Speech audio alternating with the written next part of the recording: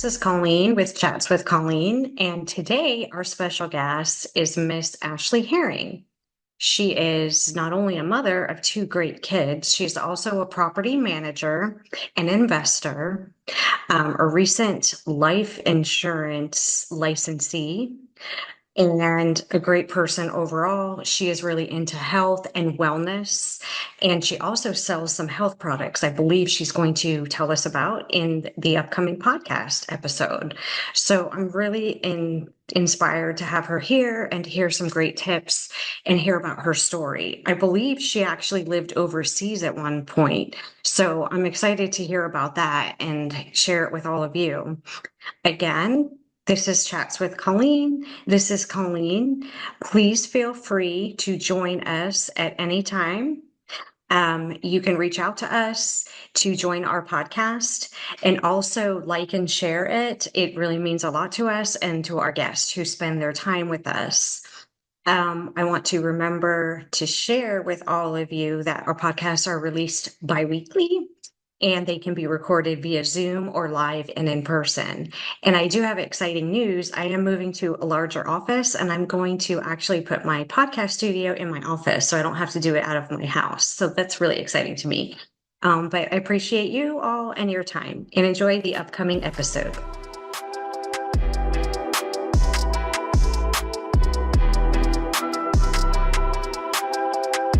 Okay, so thank you so much, Ashley, for joining me today on this Sunday evening at the end of your weekend. But I'm so glad you're here so we can touch on a little bit on your background and what you do as a career right now and any extracurricular things that you do that you may want to share. So I appreciate it. Thanks again. And were you always involved in the real estate industry in some aspect or not? I'm 40 now, and I've been in the real estate industry since I was in college. It was actually one of my first like professional jobs. I was a leasing agent for an apartment community, and I just called and they said, "Yeah, we'll give you an interview tomorrow." And so I made the drive, and I was hired on the spot.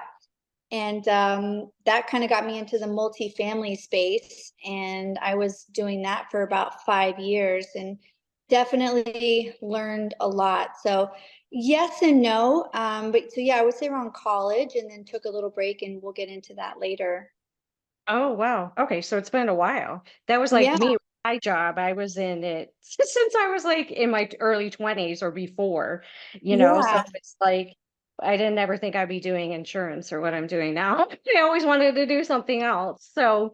Um, so before you got involved in the real estate industry, you went to college. Where did you go off to college to?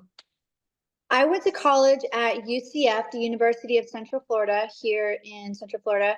Oh, And when I graduated at UCF, I got my big promotion to assistant manager of the apartment community I had been working at, and just really loved. There's so many aspects of the multifamily space that I loved. You've got the people, you've got the marketing, you've got the budget, you've got the renovations. There's like so many things, opportunities to learn. And then, of course, you've got the experience of the corporate world. You've got the lower level management, and then you've got regional and CEO and all that stuff. So um, I absolutely loved that aspect of it. But then I had an opportunity. There was a totally different industry, and I made that switch. oh, wow. And what was the other industry, if I could ask? Well, that's when I decided to go abroad for 5 years. So Oh, it was IT. I didn't know oh, anything about IT. So wow. back to the University of Central Florida, I got my bachelor's degree in marketing. Okay. So not really real estate and not IT, but I was with my boyfriend at the time, and he had, it was around the crash. So 2008, 2009, where a lot of businesses had collapsed, and people were just kind Right. of like, okay, what now? and he had made the move to go overseas, and I decided to make that career jump too, and learned a whole new industry of IT and fiber optics, and hooking up peripherals, and classified and non-classified, totally different.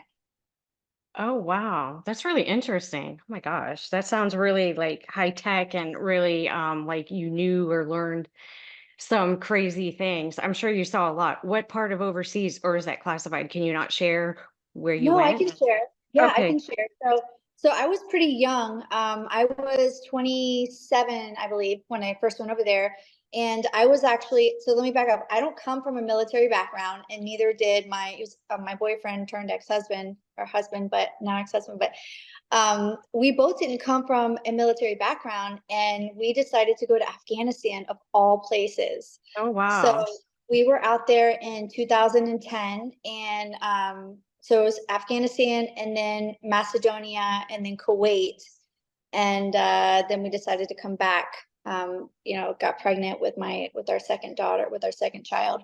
But yeah, so we were out there and traveled and learned a lot about the military aspect of things, and what that looks like when you've got the civilian world versus the military world, and all of the moving parts involved in IT and security and clearances, and all that fun stuff.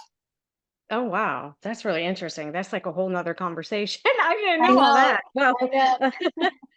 gosh. So now we're going to change gears. So in the real estate industry, and I don't know if I don't really think this is like totally relevant right now, but do you think with, being a woman in your industry, do you feel like there's a double standard sometimes? Do you feel um like men still are superior in that industry, or do you feel like women are really making a name for themselves and a real like comeback and it's not really a thing anymore? I think that's an ever evolving topic. And the reason why I say that is there's a couple things to say to that point. I think the first thing is yes, I do think there is a double standard.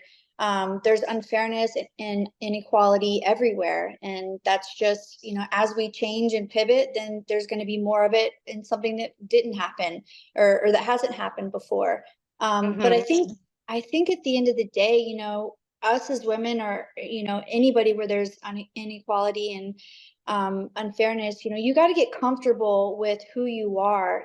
Are you okay being a woman in the corporate world, or predominantly male space? Or are you okay with being a mom in that space? Are you okay with leaving your children? you know you got to have like a lot, you got to have all of that comfortability, so that when people don't say something, or when people say something, you don't feel it's a personal attack. Right. It's not bothered, you're not bothered by their whatever happens. And at the end of the day, if you are a victim of it, because it happens, you got to change things. Be that person that makes a new path in your organization, or in the company culture, or in the industry, and take it a step further, and join a political affiliation and really make a change. So there's really no point in playing victim if Hmm. you are feeling that something has happened to you, or you're seeing it. Make a change or remove yourself, because it's Right. happening everywhere. It is. It's true. It's true. And I feel that sometimes with, being in my industry, because insurance was pretty much like male, just male driven. Males were the agents. And I feel like sometimes, not so much now, but when I was much younger, they're like, oh, well, where's the agent? And I'm like, oh, it's me. It's not Right. supposed to be a woman. And then people will make comments like, oh, I'm glad that you're pretty. Well, what does that mean? Like, what if who cares? But people say weird things, I think, at times that they probably wouldn't say to like men, but like you said, you just have to like not take it personal because they probably just don't know any better or whatever. Um, Right. So to that, Colleen, now I'm sure that you are so confident because you have been in the industry for so long. So when people do question you about certain things, or they might make a comment, you just look at the facts and the data, because so you're not really bothered by I it. mean, I yeah. mean, I'm sure it depends on what is said, of course. But Right. overall, it's like, listen, I know my stuff. You could say whatever you want. I know that what I'm doing and saying is factual and good quality work. Right. Right. And then that's how we overcome it. And that was my next question. How do we overcome it? But you touched on it with just answering that comment that you made back. And then about joining something to bring like awareness to it if we don't feel like we're treating fairly or whatever the case. And I don't think it happens as much as it used to because I think, women are, we're in charge of stuff nowadays. And we realize that I think it's intimidating because it's like not supposed to be like that in some aspect of it. But I think we're making our way. Definitely, for sure. Um, so I know that you're really into working out and being fit. Mhm. Were you always into exercising and, weight training? No? No, no, I was not. That didn't happen until my mid to let's say early to mid 30s, and just kind of came out of nowhere. My little ones were like 2 and 5-ish, and just started going to the gym. Super intimidated by every piece of equipment and the people around me, and I really thought I was like late to the party and just learning everything at this stage in the game. And but I knew with personal development, everybody says start working out, reading books, doing all these things, and you kind of don't want to do them, but you know that they're doing it and they're saying do it, so it's going to be better. And that's kind of why I started it. And that's where I am today. It's now I can't imagine not working out because of all the mental aspects and the confidence that it brings along with it. So it's been about 7 or 8 years. Oh, wow. That's amazing. I thought you did that your whole life because I worked out basically since I was 12. With my mom, and I always went to the gym. I worked out the whole time I was pregnant. I've always worked out. It's like it's just a part of my life. And now that I'm in my mid 40s, I'm like, oh my God, like I can't miss. I really need to do this like all the time because you start noticing like fat and flab in different areas. And so Yes. it's like I have to do it so I can't, but I think that's great. And I looks like obviously it shows because you look phenomenal. And not in a bad way, I don't mean that, but even if you didn't work out, I'm sure you would look phenomenal, but you can just tell, like, the health of your body and your face, it just glows all over. So I'm sure that radiates within you and you feel like 100 times better after you work out and every day Have you too. ever heard of that book, Eat the Frog? I have heard it, but there's a workout place that's called that, is there not? Oh, there is? I don't Yeah, know. it's That's in what there's one working in out. Maitland. Go ahead. Mhm. There's one in Oh, okay. Well, Maitland, and I think it's like a hit workout, like intervals type style. Mhm. that's so funny that that's a workout place, because Yeah. that's what I think about with working out. Is I think about, you're doing the hard thing. So, most people, until you actually like really really love it, don't love it. They don't love No. working. So it's like when you do that hard thing, you got your workout in for the day. Because there's a lot of days too where, I don't want to work out. I'm like, all these other things I got to do. I got to be a mom. I got to work. I got to all these other things. But it's like when you eat that frog, you feel like you can do Mhm. anything throughout the day. You feel a lot better and you feel a lot more energy. And then I always work out like on the, weekdays. I work out after work because I can't wake up that early. But I work out after work, but I feel like it's better because I've had more food in me and I've had more stress. So I have like complete, to just burn it off. Yeah, start hitting that punching bag. You're like, "Ah." Yeah, sometimes I feel like I'm just imagining, all my stress going out. And and I know like they always say like, working out, it's 80% of what you eat and then 20% of the exercise. And Oh so yeah. and I used to be able to eat whatever I want. I mean, I'd say up until I was 40, I didn't have any issues, but it is totally the food because I'm sure you are very like regimen and very well, with what you eat and how you prepare it and everything. Yeah, so I used to be a huge foodie. So when we traveled, when we lived abroad, we traveled all the time. And so, Italy and Thailand and all these places, I'm like, oh, I want to try all these things. And so that's just kind of how I've been. And my ex-husband was a huge like foodie too. He loved to cook. So I've Mm. always been that way. But then when working out came into my life, it was it was more so, okay, well, you're going to the gym just to basically work off all of your drinking from the night before, from your, because I was in my Yes. early 30s, or whatever, the restaurant that we had been to. So I didn't really see the results. And then as you start to learn a little bit more, I realized, okay, well, let me cut back on this. Let me cut back on this. And it's a journey like anything else, real estate, your career, anything else. You start to learn different aspects based on your body type, maybe the season of your life. Just like this season of your life, you need to do it at the end of your day. You can't do it in the morning anymore. So the same thing applies with food. At 40, you can't eat the same things. So like, okay, well, let me stop eating Right. dairy, sugar, or whatever it is, because now I have like this pooch and came out of nowhere. So yeah, for me, what I have realized is a lot of it is time plus all the results in the gym. So I meal prep for 2 weeks because I hate Okay. to cook and I'm no Right. longer a foodie. And so with, being a working mom, I have all of my meals prepped out. So that way when I have my kids, I can cook with them. We cook together for them. And they're at that age where they're learning how to cook. So everything is focused on them, and I just pop mine in the microwave and I eat with them, and I'm not worried about what I'm putting in my mouth or anything. Nothing about me changes mentally, physically. And for time management, everything is so much easier. Oh, and less dishes. Oh, dishes, exactly. Everything's already made, so there's like no grabbing like crap or whatever to eat because you already have your meals are already made. That's a great Oh, idea. yeah, Hmm.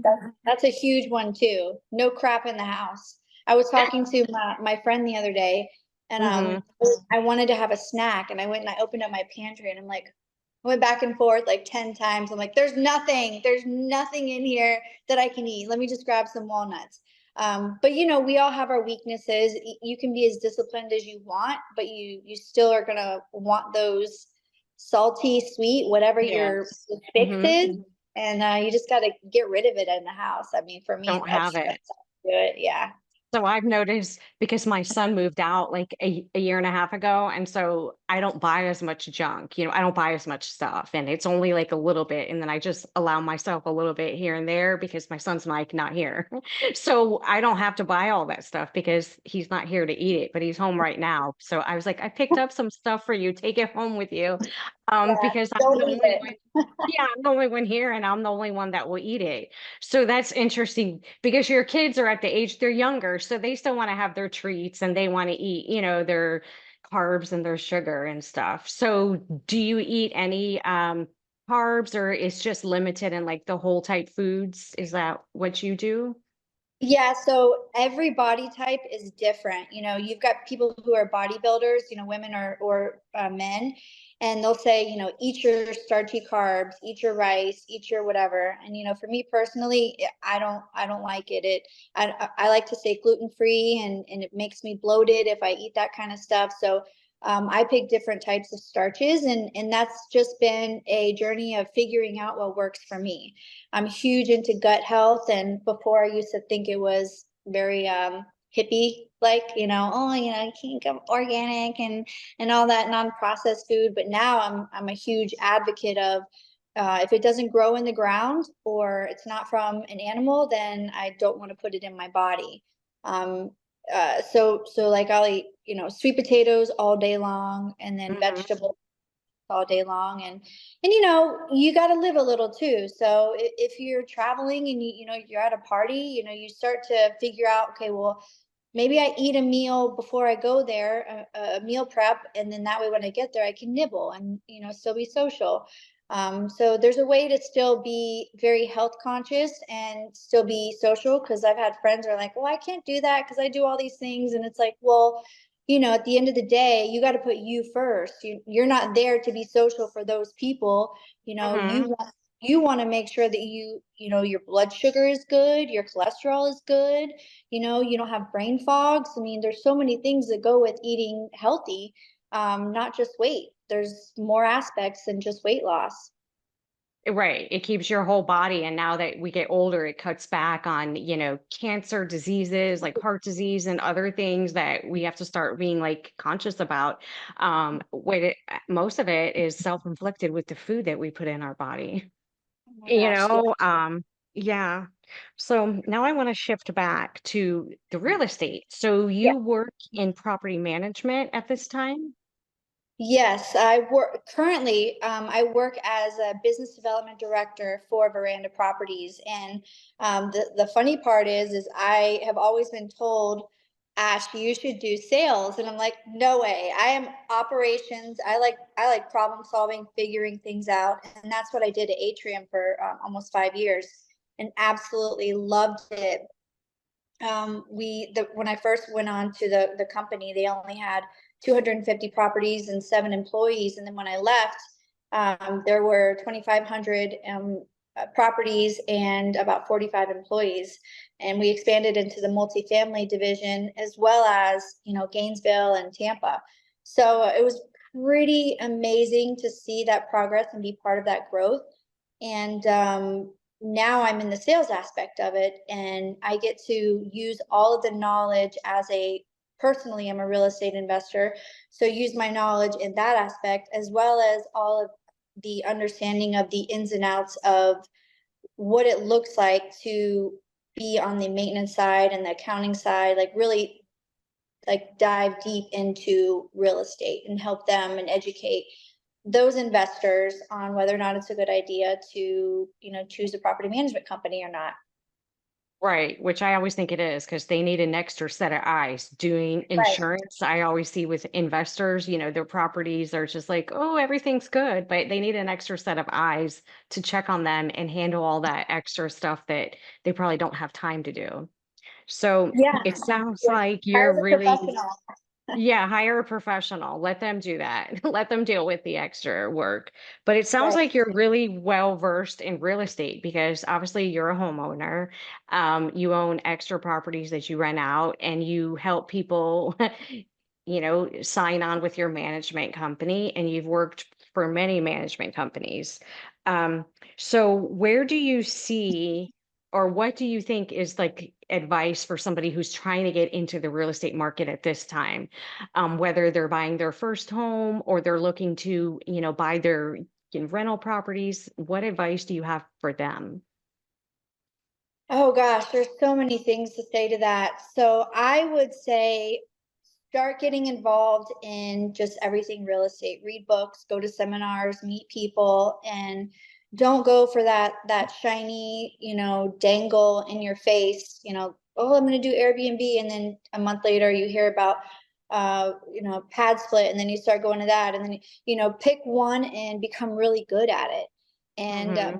but before you do that, kind of get in there and see what it all means. Do you want to do wholesaling? Do you want to do flipping? Because if you want to do wholesaling, then you got to figure out, well, how do I get the money? And then you got to learn about, hard money loans and what does that look like? Oh, I don't have good credit. So like, there's so many different things that you got to, look at. Which is why I say get involved with organizations like Investor, and become friends with people that are doing it and shadow them, and maybe even help them for free. Yeah, exactly. It's all about collaboration and helping other people because when you help other people grow, it in turn helps you. And Right. it's hard to get some people to understand that, because we live in a selfish world at times. But I always say that just let somebody learn from you. If they're willing to learn, they could possibly help you at any time when you may need it. That's good Right. advice. Hmm. Right. So, do you think, I mean, I know you don't have a crystal ball, but do you think, especially what you do in property management, do you see the effects of the market, like with the high interest rate, the high sale prices of the home, and the high rental market? Do you see it's a really a downturn, or do you see it's really hurting people that are trying to buy or sell or rent out their homes right now? Currently, what I'm seeing in the rental space, because I that's where I work in mostly, so I can speak to that. The rental space, what I'm seeing is I get a lot of calls with people who are unfortunately unable to sell their home. So they're kind of backed into a corner to rent it out. and which means they want to do a long-term rental or a short-term rental, but their qualifications for a short-term rental, maybe they're not getting any bookings, or it's just not the type that, maybe it's in the wrong county for a short-term rental. And then the long-term rental numbers don't make sense for them. So now it's like they're losing out on, they're paying, let's say $2,000 that they're going to be getting for rent, yet their mortgage is $3,200. So that's where there's a big challenge, because, in Central Florida, there is an abundance, Lake Nona specifically, there's an abundance of new construction homes. So what's happening there is there's so much supply and not enough demand that people have a lot of options to look for a place to live, and therefore the rents go down. So these investors want to put their money somewhere, which is great, but the rents that they're needing to cover, CDD fee, high interest rate, mortgage, HOA fees, management fees, whatever it may be. So now what they're not wanting to hire a professional management company, because that doesn't make sense for them. So what we see is a lot of it is price. We lose clients on either price, or they just need to sell their property because it just doesn't make sense for them, and they have Hmm. to, fortunately, sell it for a loss. Oh, wow. Yeah, that's a tough one because I know the rents are high and I've seen like rents where I live for like 3,900, which is obscene because I bought my house for so low, but I know based on like the values of what are in this area, and most like the average rents are like, I don't know, 2,200 for like a one bedroom apartment or something. Yeah. It's insane. And like I mentioned this to somebody else last week at this other group, that the average like person, single person in Orlando has to make like $101,000 to be able to live an average life. And I'm like, wow, that's a lot of money. I don't even pay myself that. And thinking, and that's just to live an average life. And I just think about like the young people and the young families, like are going to be like pushed out, or they're having to like live with roommates. And Yeah. that's where those pad splits and stuff come in. And those have been Yeah. around for a while. They've been called, rooming houses or whatever, but they're just like shared living spaces, kind of like office spaces that share office. It's the same with that. And I guess it's making it a little bit affordable for people who can't afford like the apartment rents or a home right now. Yeah, our average rent is 1890. So, Wow. typically it's three times the monthly rent. And then you got to look at all the other expenses that go in with that. If it's a single family home, you've got lawn care and you've got utilities and all that other fun stuff. Yeah, and then if you have a pool and then you have kids, so it adds up. It totally does. And then since you're a mother, single mother, in this job, how do you find time to do all this? Um, we're going to be running out of time, but we have 9 minutes. Okay, perfect. So, how do you find time for everything that you do, and be a great mother? Well, thank you. That means a lot that you say that, because that's my number one priority, is to be a great mother. And I constantly am reevaluating who I am as a person, so that I can make sure that I show up in the best light that I am intended to shine. So I'm constantly doing, goals and reflections and seeing where I need to be, what do I need to do better, and just become more self-aware as the months and the years go on. Because at the end of the day, like I've got to put myself first so that I am happy. I am peaceful. I am self-aware, and I'm educating myself, because if I don't do that, then how can I teach my little ones how to be the best version of themselves if I'm not? And I'm not perfect. I make mistakes all the time, but that's why it's a constant self-reflection of, okay, well, am I focusing too much on myself and not giving enough time to them? Am I focusing too much on my work and not giving enough time to them? So at the end of the day, I encounter people, women specifically, that ask me that same question, and I just tell them, like, look, you've got to put yourself first, and if you're happy, they will see that, and that's just the best role model that you can be, is be the best version of yourself, love them unconditionally, do the best you can at your job, and the rest just is kind of work itself out. Right. And that's true. Because I'm a mom too, so I understand. And my son's older, but I still feel like I mean, because of, working, I always felt like I missed out on stuff. But like you said, I just did the best that I could. So that's how I settle myself, knowing that he's a really good kid. So you're doing a great job. And you can tell by your kids are so happy in all your pictures and your post. And they look, amazing and radiant. Just like We put a you. lot of pressure on ourselves as mothers, for I sure. know. You're And right.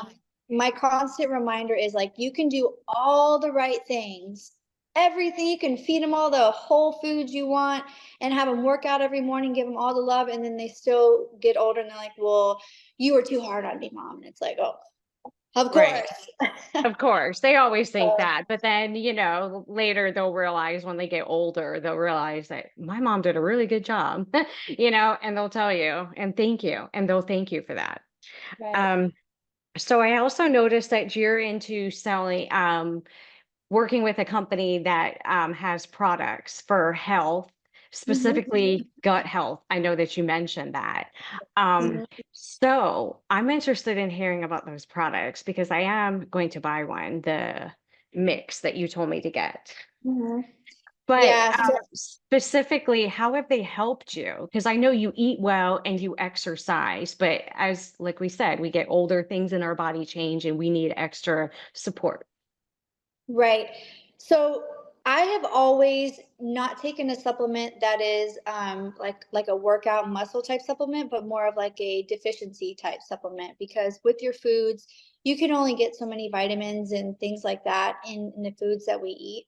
So it's either been like protein shakes or energy drink to get me through the day, or helping out with the glucose transformation and breaking sugar down into fiber, iron, whatever it is, whatever is going on in your body. So at different points of my age and my health journey, different things happen. And so I've always been interested in purchasing, looking up and purchasing and taking and trying different products. And when I came across this one, I'm taking stuff typically already for everything, so it's really just a swap. So I'm like, you know what, let me try it out. And so it took me, a little bit. I'm like, let me try out these products. And when I saw the transformation of just overall how I felt, let me just back up a little bit. I used to take pre-workout as coffee. That was me in the morning. I don't drink coffee. And Mhm. all of the products that I take now, I don't need that. I don't need that kick, that jump, any of that stuff, because of just the scientific, um the way that the whole system is created. The people of Trinot have done such a phenomenal job in making sure that everything is leveled, with your glucose, and transforming things and enzymes, and making sure that you've got like enough energy and clarity and no brain fog. And so I don't do anything except for these mojo sticks in the morning, and it's amazing. And I'm more productive throughout the day, as opposed to, all right, pre-workout, and then it's like boom until noon, and then I just boom crash. So it's definitely transformed how I feel 100%. So it works with your body, it sounds like as a whole, not just for like the time being. Like they Right, pre-workout or coffee is just like a pick me up and it lasts. And when right, it's done, it's kind of gone. So this is like helping internally and sticking with you. So right, we right. definitely need to hear more about that. I think Yeah. everybody can use that instead of relying on coffee and Celsius like I do. And then I'm Oh, like, why am I so tired? Because I yeah. didn't do anything. It's not really good for you. So yeah. That's really interesting. So, what is your biggest goal right now? Um, do you feel in your career and in your health? What would you say for 2024 and beyond would be your biggest either personal or professional goal? My biggest goal, it's funny that you say that because I'm actually in my first quarter, I took a little getaway to just detach for the weekend. No social media, no phone, no nothing. I did agree to this because, I really wanted to do this, but really reflect on where I've been in this year and how far I've come. So, to answer your question, I am focused on really changing um, my way of thinking. I get really caught up in my head as a single mom, thinking that I can't do more. And I go back and forth, and I'm sure that you and all the other single moms that are listening, they think, well, I'm a mom right now. I can work, but like that's really all I can do is because I've got to do this and I got to pack lunches and I got to do this.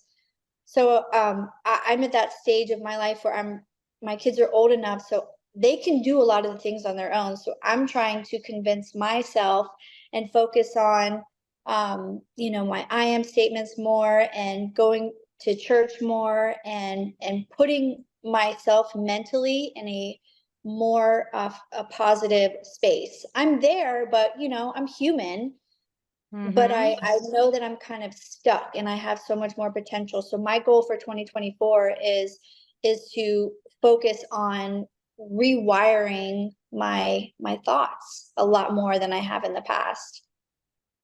Yeah, that's a good goal. I'm working on that too. It's a work in progress because I think we all Yeah. are.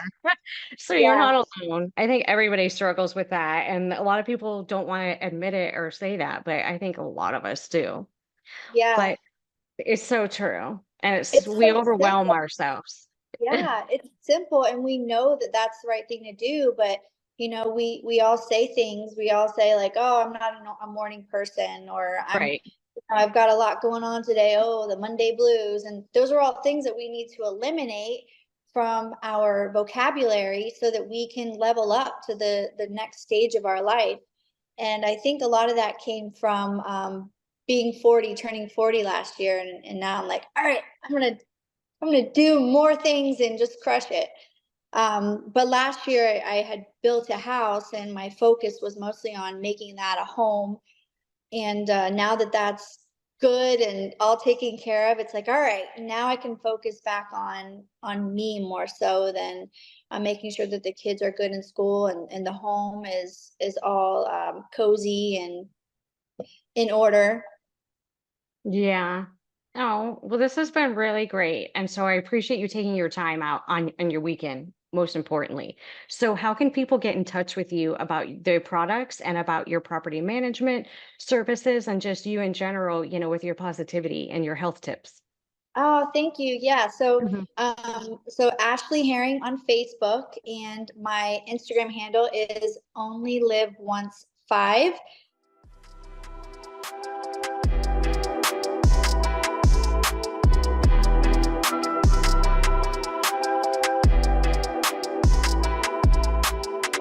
Thanks so much for listening and joining us. If you haven't already, please share, subscribe, and like our episodes and our podcast. Also, leave a review. It will be so helpful to us, and we would so appreciate it. Also, if you want to join us at any time, we're open to any guests joining us in person and on Zoom. We post and record episodes bi-weekly, so that's twice a month. Also, they're posted on our socials, which is Facebook, Secured Insurance Group, Instagram, Colleen Insurance Lady. This podcast was hosted by myself, Miss Colleen Pacheco, and recorded and produced and edited by Sean Spazzato. Our podcast cover art was designed and created by Norma Pacheco, and our intro and outro music is created by Lounge Bar by Geronic. Goodbye.